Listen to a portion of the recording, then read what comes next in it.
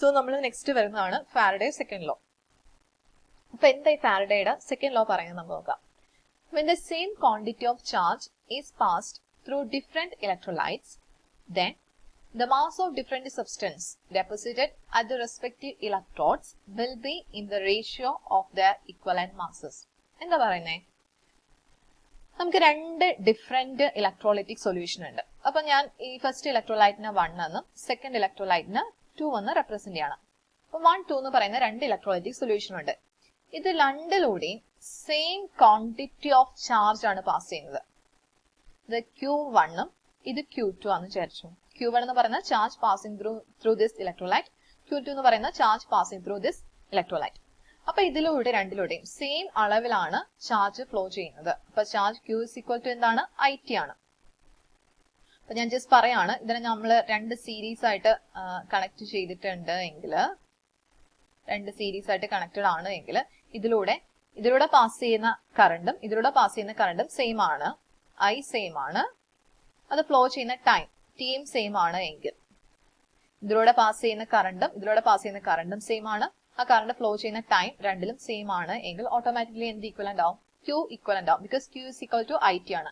അപ്പൊ Iയും same Tയും same ആണെങ്കിൽ Q രണ്ടിടത്തും എന്താണ്? സെയിം ആണ്. അപ്പൊ ഫസ്റ്റ് ഇലക്ട്രോലൈറ്റിന്റെ ചാർജും സെക്കൻഡ് ഇലക്ട്രോലൈറ്റിന്റെ ചാർജും ഈക്വൽ ആണ്. Q1 is equal to Q2. Okay, Q1 is equal to Q2 ആണ് എങ്കിൽ, when the same quantity of charge is passed through different electrolytes, then the mass of different substance deposited will be in the ratio of their equivalent masses. അങ്ങനെ ആണെങ്കിൽ ഈ രണ്ട് electrolytic സൊല്യൂഷനകത്തും deposit ചെയ്യുന്ന സബ്സ്റ്റൻസുകളുടെ mass ഉണ്ടല്ലോ, ആ മാസുകള് അവരുടെ ഇക്വലന്റ് വെയിറ്റിന് ഇക്വലന്റ് ആയിട്ടായിരിക്കും അവരുടെ റേഷ്യോ വരുന്നത്. സിംപ്ലി ഒന്നുമില്ല, ചെയ്യുമ്പോൾ മനസ്സിലാവും, പറയുമ്പോൾ ഞാൻ പറഞ്ഞു കൊളാക്കണില്ല. അപ്പൊ എന്റെ കൺസെപ്റ്റ് ഇതാണ്, രണ്ടിലൂടെയും സെയിം അളവിൽ ചാർജ് ഫ്ലോ ചെയ്യാണ്. അപ്പൊ Q1 ഈക്വൽ ടു Q2 ആണ്. അപ്പൊ Q1 നമുക്കറിയാം, ഇതിലൂടെ ഇപ്പൊ Q1 amount of charge flow ചെയ്തിട്ടുണ്ടെങ്കിൽ അവിടെ എത്ര എമൗണ്ട് ഓഫ് സബ്സ്റ്റൻസ് ഡെപ്പോസിറ്റ് ചെയ്തിട്ടുണ്ടാവും? അങ്ങനെ W എന്ന് എടുക്കാം. W1 is equal to Z Q1 എന്നായിരിക്കൂടെ. Q1 is the charge flowing through this first electrolyte. W1 is the mass deposited in the first electrolyte. അപ്പൊ ഈ first electrolytic സൊല്യൂഷനിൽ നിന്ന് deposit ചെയ്യുന്ന സബ്സ്റ്റൻസിന്റെ mass ആണ് W1. W1 is equal to Z Q1 എന്ന് എഴുതാലോ. അപ്പൊ W1 is equal to Z എന്ന് പറയുന്നത് ഇക്വലന്റ് ഇലക്ട്രോകെമിക്കൽ ഇക്വലൻസ് ആണ്. That is equivalent weight of first electrolyte by F Faraday's constant into Q1 എന്ന് എഴുതിക്കൂടെ. അപ്പൊ W1 equal to E1 by F into Q1. നമ്മുടെ first law പറഞ്ഞതാ. അപ്പൊ first ലോയിൽ നിന്നാണ് യഥാർത്ഥത്തിൽ സെക്കൻഡ് ലോയിലേക്ക് നമുക്ക് എത്താൻ പറ്റുന്നത്. അപ്പൊ W1 equal to E1 by F into Q1 എന്ന് എഴുതാം. E1 എന്ന് പറയുന്നത് എന്താ? Equivalent weight of first electrolyte. ഇതുപോലെ സെക്കൻഡ് ഇലക്ട്രോലൈറ്റിന്റെ കേസ് എഴുതാം. സെക്കൻഡ് ഇലക്ട്രോലൈറ്റിനകത്ത് mass deposited W2 is equal to E2 equivalent weight of second electrolyte by F Faraday's constant into Q2. ഇതിലൂടെ ഫ്ലോ ചെയ്യുന്ന ചാർജ് ആണ് Q2. ഏതാലോ. അപ്പൊ W1 കിട്ടി, W2 കിട്ടി. പക്ഷെ നമ്മൾ തുടക്കത്തിൽ എടുത്ത കണ്ടീഷൻ എന്താണ്? Q1 is equal to Q2 എന്നുള്ളതാണ്. അപ്പൊ Q1 equal to Q2 എന്ന് പറയുന്ന കണ്ടീഷൻ കൊടുക്കുമ്പോൾ നമുക്ക് ആക്ച്വലി എന്താ കിട്ടുന്നേ നോക്കാവേ. അപ്പൊ ഇതിൽ W1 equal to E1 by F into Q1 അല്ലേ. അപ്പൊ ഇതിനകത്ത് Q1 കണ്ടുപിടിച്ചേ. Q1 is equal to എന്ത് എഴുതാം? W1 into F by E1 എന്ത് എഴുതാലോ. അതുപോലെ ഇവിടുന്ന് Q2 എന്ത് എഴുതാം? Q2 is equal to W2 F by E2 എന്നും എഴുതാം. ഓക്കെ, അപ്പൊ നമ്മുടെ തുടക്കത്തിലുള്ള കണ്ടീഷൻ എന്തായിരുന്നു? രണ്ടിലൂടെയും പാസ് ചെയ്യുന്ന ചാർജ് ഫസ്റ്റ് ഇലക്ട്രോലൈറ്റിലൂടെയും സെക്കൻഡ് ഇലക്ട്രോലൈറ്റിലൂടെയും പാസ് ചെയ്യുന്ന ചാർജ് ഈക്വലന്റ് ആണ്. Q1 equal to Q2. അപ്പൊ ഫസ്റ്റ് ഇക്വേഷനും സെക്കൻഡ് ഇക്വേഷനെ ഇതിനെ തമ്മിൽ നമുക്ക് എന്ത് ചെയ്യാൻ പറ്റും? ഇക്വേറ്റ് ചെയ്തൂടെ. രണ്ട് ഇക്വേഷനെയും തമ്മിൽ എന്ത് ചെയ്യാൻ പറ്റും? ഇക്വേറ്റ് ചെയ്യാൻ പറ്റും. അപ്പൊ ഇക്വേറ്റ് ചെയ്യുമ്പോൾ W1 F by E1 is equal to W2 F by E2 എന്ന് കിട്ടി. Fഉം Fഉം ക്യാൻസൽ ആയി. അപ്പൊ W1 ഇതിനൊന്ന് റീഅറേഞ്ച് ചെയ്താൽ W1 by W2 is equal to എന്ത് കിട്ടി? E1 by E2. അപ്പം ഇതാണ് ശരിക്കും പറഞ്ഞാൽ ഈ എത്തിയിരിക്കുന്ന പോയിന്റ്. ഇതാണ് നമ്മുടെ സെക്കൻഡ് ലോ എന്ന് പറയുന്നത്. ഈ എഴുതിയിരിക്കുന്ന കാര്യം വേർഡ്സിൽ എഴുതിയിരിക്കുന്നതാണ് സെക്കൻഡ് ലോ. എന്താ പറയുന്നത്? Mass of different substance deposited at the respective electrode will be in the ratio of their equivalent masses. അതായത് W1 by W2 എന്ന് പറയുന്നത് എന്താ? ഫസ്റ്റ് ഇലക്ട്രോഡിലും സെക്കൻഡ് ഇലക്ട്രോലൈറ്റിലും ഡെപ്പോസിറ്റ് ചെയ്ത സബ്സ്റ്റൻസുകളുടെ മാസ് ആണ്. അത് തമ്മിലുള്ള റേഷ്യോ ആണ്. അവരുടെ മാസുകൾ തമ്മിലുള്ള റേഷ്യോ എന്തൊരു പ്രപ്പോർഷൻ ആണ്? അവരുടെ ഇക്വലന്റ് വെയിറ്റുകൾ തമ്മിലുള്ള റേഷ്യോക്ക് പ്രപ്പോർഷൻ ആണ്. Okay, Q1 equal to Q2 ആണ് എങ്കിൽ W1 by W2 will be equal to E1 by E2. ഇതിന് എന്ത് മനസ്സിലാക്കാൻ പറ്റും? W1 is directly proportional to E1. Same way, W2 is directly proportional to E2. അതല്ലേ നമുക്ക് മനസ്സിലാക്കാൻ പറ്റുന്നത്. അതായത് the mass deposited at the electrode will be directly proportional to the equivalent weight. അതിന്റെ equivalent weightന് proportional ആയിരിക്കും. അപ്പൊ ആ ഇലക്ട്രോഡിൽ ഡെപ്പോസിറ്റ് ചെയ്യുന്ന ആളുടെ മാസ് എന്ന് പറയുന്നത് ആ സബ്സ്റ്റൻസിന്റെ മാസ് അല്ലെങ്കിൽ amount deposited will be directly proportional to its equivalent weight. അപ്പൊ ഇക്വലന്റ് വെയിറ്റ് കൂടുതലാണെങ്കിൽ ഓട്ടോമാറ്റിക് ആയിട്ട് അവിടെ ഡെപ്പോസിറ്റ് ചെയ്യുന്ന മാസും കൂടുതലായിരിക്കും. ഇക്വലന്റ് വെയിറ്റ് കുറവാണെങ്കിൽ ഡെപ്പോസിറ്റ് ചെയ്യുന്ന മാസും കുറവായിരിക്കും. അതല്ലേ ഇതെന്ന് മനസ്സിലാക്കാൻ പറ്റുന്നത്. അപ്പൊ അതാണ് നമ്മുടെ സെക്കൻഡ് ലോ. രണ്ട് ഡിഫറെന്റ് ഇലക്ട്രോലൈറ്റിലൂടെ പാസ് ചെയ്യുന്ന ചാർജ് ഐഡന്റിക്കൽ ആണ് എങ്കിൽ, ഇക്വലന്റ് ആണെങ്കിൽ അവരുടെ മാസുകൾ തമ്മിലുള്ള റേഷ്യോ അതിന്റെ ഇക്വലന്റ് മാസുകൾ തമ്മിലുള്ള റേഷ്യോയ്ക്ക് ഐഡന്റിക്കൽ ആയിരിക്കും. ഓക്കെ, അപ്പൊ ഇതാണ് സെക്കൻഡ് ലോ പറഞ്ഞു വെക്കുന്നത്. അല്ലെങ്കിൽ നമുക്ക് മറ്റൊരു രീതിയിൽ പറയാം, W1 is directly proportional to E1. So simply the amount of substance deposited will be directly proportional to its equivalent weight എന്ന് നമുക്ക് പറയാൻ പറ്റും. ഓക്കെ, അപ്പോ അതാണ് സെക്കൻഡ് ലോയിൽ വരുന്ന കാര്യം. പിന്നെ ഒരു പോയിന്റ് വരുന്നത്, നെക്സ്റ്റ് ഒരു ക്വസ്റ്റ്യൻ, വെറുതെ ഒരു ക്വസ്റ്റ്യൻ ചോദിക്കുകയാണ്.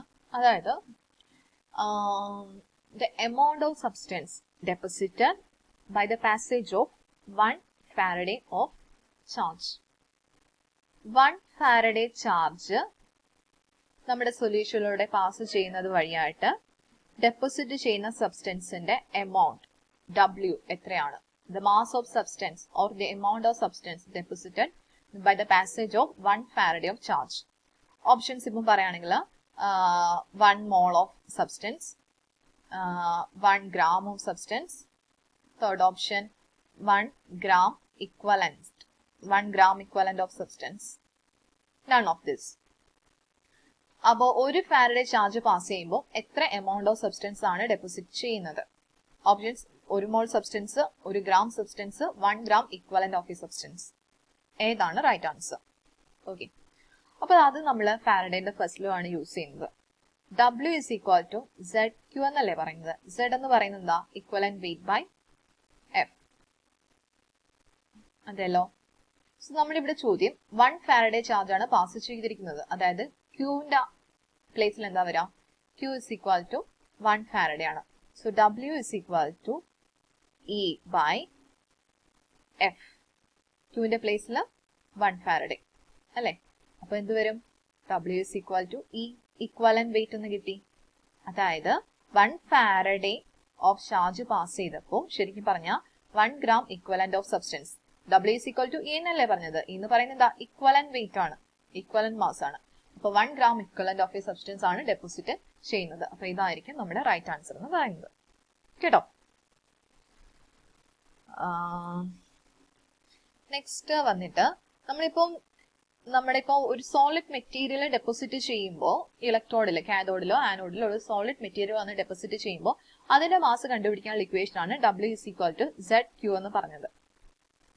ഇനി ഏതെങ്കിലും ഗ്യാസ് ലിബറേറ്റ് ചെയ്യാന്ന് വിചാരിച്ചു, സേ ഇപ്പൊ അയഡിൻ ഗ്യാസ് അല്ലെങ്കിൽ ഹൈഡ്രജൻ ഗ്യാസ്. ഇപ്പൊ നമ്മള് HCl നമ്മള് സോഡിയം ഒക്കെ ഡിപ്പ് ചെയ്യുന്ന സമയത്ത് ഹൈഡ്രജൻ ഗ്യാസ് അല്ലേ അവിടെ ലിബറേറ്റ് ചെയ്യുന്നത് ആ ഇലക്ട്രോഡിൽ വന്നിട്ട്.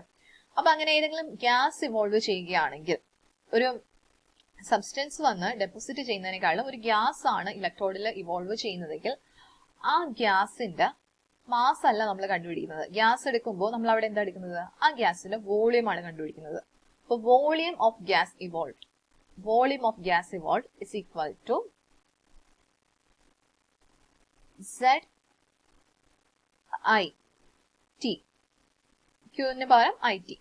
Z എന്ന് പറയുന്നത് എന്തായിരുന്നു? നമ്മൾ നോർമലി കോപ്പർ, സിങ്ക് അതുപോലെയുള്ള മെറ്റൽ എടുത്തപ്പോൾ Z equal to E by F എന്ന് എടുത്തു. അതായത് equivalent weight of the substance by Faraday constant.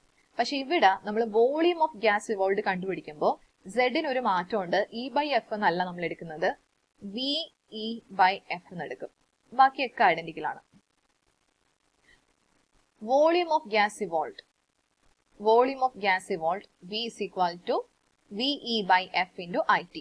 F Faraday's constant, I current, T time, V എന്ന് പറയുന്നത് എന്താണ്? VE എന്ന് വെച്ച് കഴിഞ്ഞാൽ that is equivalent volume. Equivalent volume. Okay.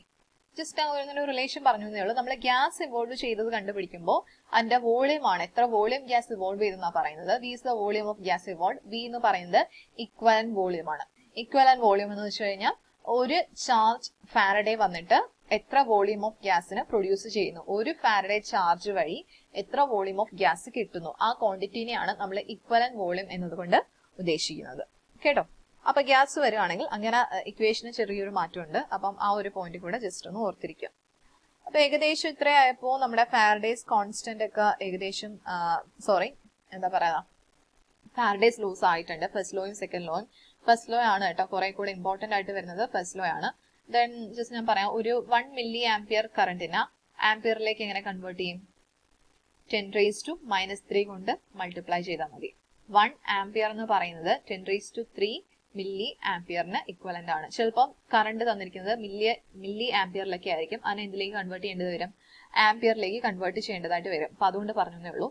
Then നമുക്ക് ഇലക്ട്രിക്കൽ എനർജി കണ്ടുപിടിക്കാനുള്ള ഒരു ഇക്വേഷൻ ഉണ്ട്. നമ്മൾ ഇലക്ട്രിക്കൽ ചാർജ് കണ്ടുപിടിക്കാനുള്ള ഇക്വേഷൻ പറഞ്ഞു. എന്താ പറഞ്ഞത്? Electrical charge Q = I × T. Current ഒരു ടൈം ചെയ്ത് കഴിഞ്ഞാൽ നമുക്ക് എന്ത് കിട്ടും? കൂളോമില് എന്ത് കിട്ടും? ചാർജ് കിട്ടും. നമുക്കിനിയിപ്പോ ഇലക്ട്രിക്കൽ എനർജി കണ്ടുപിടിക്കാൻ ചോദിക്കുകയാണ്. ഇലക്ട്രിക്കൽ എനർജി കണ്ടുപിടിക്കണം. ഇലക്ട്രിക്കൽ എനർജി കണ്ടുപിടിക്കാനുള്ള equation electrical energy is equal to Q × V എന്നുള്ളതാണ്. അപ്പൊ ഇതിനകത്ത് Q എന്ന് പറയുന്നത് ഇലക്ട്രിക്കൽ ചാർജ് ആണ്, V എന്ന് പറയുന്നത് പൊട്ടൻഷ്യൽ ഡിഫറൻസ് ആണ്. പൊട്ടൻഷ്യൽ ഡിഫറൻസ് ആണ്. അപ്പൊ പൊട്ടൻഷ്യൽ ഡിഫറൻസിന്റെയും ചാർജിന്റെയും കൂടെ പ്രൊഡക്റ്റ് എടുക്കുമ്പോഴാണ് നമുക്ക് ഇലക്ട്രിക്കൽ എനർജി നമുക്ക് കണ്ടുപിടിക്കാൻ പറ്റും. നമ്മളിപ്പോ ഒരു സെൽ എടുത്തു കഴിഞ്ഞാൽ അവിടെ കാഥോഡ് ആനോഡ് ഫിക്സ് ചെയ്തിട്ട് നമ്മൾ അവിടെ ഒരു പൊട്ടൻഷ്യൽ കൊടുക്കുന്നുണ്ടല്ലോ, അല്ലെങ്കിൽ ഒരു പൊട്ടൻഷ്യൽ ഡിഫറൻസ് അവിടെ വരുന്നുണ്ടല്ലോ. അപ്പൊ അവിടെ ക്രിയേറ്റഡ് ആവുന്ന പൊട്ടൻഷ്യൽ ഡിഫറൻസ് ഇൻറ്റു അതിലൂടെ ഫ്ലോ ചെയ്യുന്ന ചാർജ്, ഇതിന്റെ പ്രൊഡക്റ്റ് എടുക്കുമ്പോൾ നമുക്ക് എന്ത് കിട്ടും? ഇലക്ട്രിക്കൽ എനർജി ഫൈൻഡ് ഔട്ട് ചെയ്യാൻ പറ്റും. കേട്ടോ? അപ്പോ ആ ഒരു ഇക്വേഷനും കൂടെ ജസ്റ്റ് ഒന്ന് ഓർത്തിരുന്നാൽ മതി. ഓക്കെ. ഒരു ജൂൾ എന്ന് പറയുമ്പോൾ അത് ന്യൂട്ടൺ മീറ്റർ. കൂളോം എന്ന് പറയുമ്പോൾ എന്താ?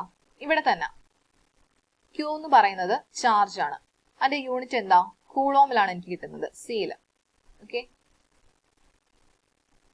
Q is equal to IT. I current ആണ്, അതിപ്പോ ആംപിയറിലാണെന്ന് വിചാരിച്ചോ. ആംപിയർ ഇൻറ്റു ടൈം സെക്കൻഡിലാണ്. ഓക്കെ. അപ്പൊ ആംപിയർ സെക്കൻഡ്, അതിനെയാണ് ഞാൻ കൂളോം എന്ന് വിളിക്കുന്നത്.